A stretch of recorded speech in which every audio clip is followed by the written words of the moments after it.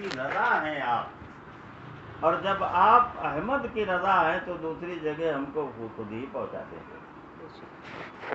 تو انسان پیدا ہوا، انسان کب سے تھا، اور انسان کامل سے مراد حضرت محمد الرسول اللہ صلی اللہ علیہ وسلم کی ذات مبارکہ۔ جب کچھ نہ تھا، جب زمانہ بھی نہ تھا، جب کوئی چیز نہ تھی،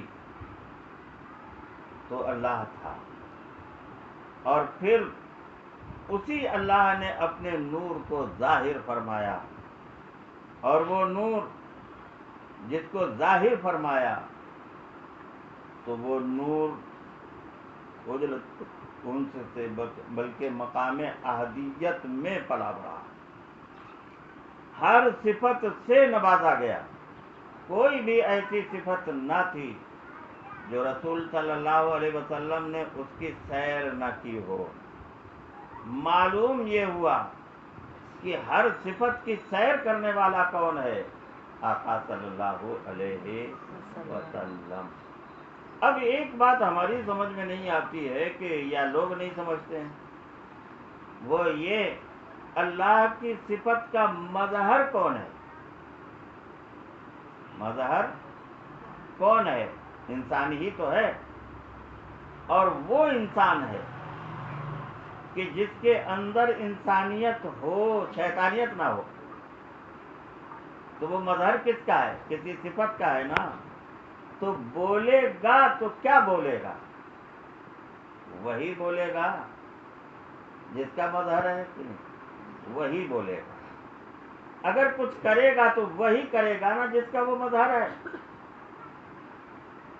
اگر بات کرے، حرکت کرے، کچھ بھی کرے، عبادت کرے، تو جس کا جو مظہر ہوگا وہی تو کرے گا نا۔ آپ اس کو غیر نہ سمجھیں، آپ اس کو جو ہے نا وہ کیا ہے؟ غیر نہ سمجھیں، اور وہ عبد ہے۔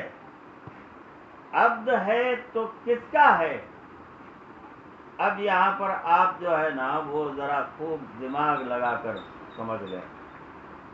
جیسے عبد الرحمن بابا کمبل پوش، تو یا حضرت غلام محمد رضی اللہ تعالی عنہ، ان کی قبر پر اللہ تبارک و تعالی ہزاروں رحمتیں فرمائے کہ یہ وہ ذات ہے۔ اب اگر وہ مظہر ہیں تو مظہر کسی صفت کے ہیں، اگر ہم کو مانگنا ہے تو کس سے مانگنا؟ اسی صفت سے، اسی صفت کے مظہر سے۔ نہیں بات میں وہ اپنا عطا نہیں، وہ خود اس کے جو مظہر ہوا کرتا ہے وہ اپنا مالک نہیں ہوتا ہے، اس کا مالک کون ہوتا ہے؟ وہی صفت۔ اب اگر کہے کہ کوئی بابا کمبل پوش سے مت مانگو،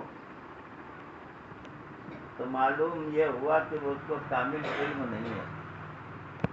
نہیں بات، اس کو علم، اگر وہ مظہر مانتا تھا تو بابا کمبل پوش کی صورت کی طرف اس کی نگاہ نہ ہوتی تھی، بلکہ کس کی طرف ہوتی تھی؟ صفت جو اللہ تبارک و تعالیٰ کی صفت کے وہ کیا ہیں؟ مظہر ہیں۔ اور جب وہ مظہر ہیں، اللہ والے جو ہوا کرتے ہیں، بل ینتقلون، یعنی یہ فرمایا گیا کہ جب کوئی کسی کا انتقال ہو جاتا ہے تو جس طریقے سے کسی کی پوسٹ تھی سپاہی کی، کیا بنا دیا گیا؟ دروگا بنا دیا گیا۔ تو اس کا یہاں سے وہاں تک کیا ہوا ہے؟ انتقال ہوا ہے نا، مرا نہیں ہے، پوسٹنگ ہوئی ہے۔ تو اسی طریقے سے جب آئے تھے تو کہاں سے آئے تھے؟ عالم عادیت سے آئے تھے، جبروت میں آئے، ملکوت میں آئے، پھر شہادت میں آئے۔ یہاں جو آئے تھے کس لیے؟ تاکہ ہمارا امتحان ہو کہ ہم نے جو ہے نا وہ خدا کی یاد میں کتنا وقت گزارا ہے، اس کے حکم میں کتنا وقت گزارا ہے، بات سمجھ آئی؟ اور کس قدر ہم نے اللہ تبارک و تعالیٰ کا ذکر کیا ہے۔ تو یہ امتحان گاہ تھی، اور جب امتحان میں پاس ہو گئے تو پھر چلے وہیں ملکوت میں، تو مرنا تم کہتے ہو. حدیث میں کیا ہے؟ یوصل الحبیبہ الی الحبیب. ذکر والے کبھی مرتے نہیں ہیں، وہ ہر وقت شہود میں رہتے ہیں اور اپنے مقام کو بدلتے رہتے ہیں، یا یہ کہ اللہ تبارک و تعالیٰ ان کے مقام کو بدلتا رہتا ہے.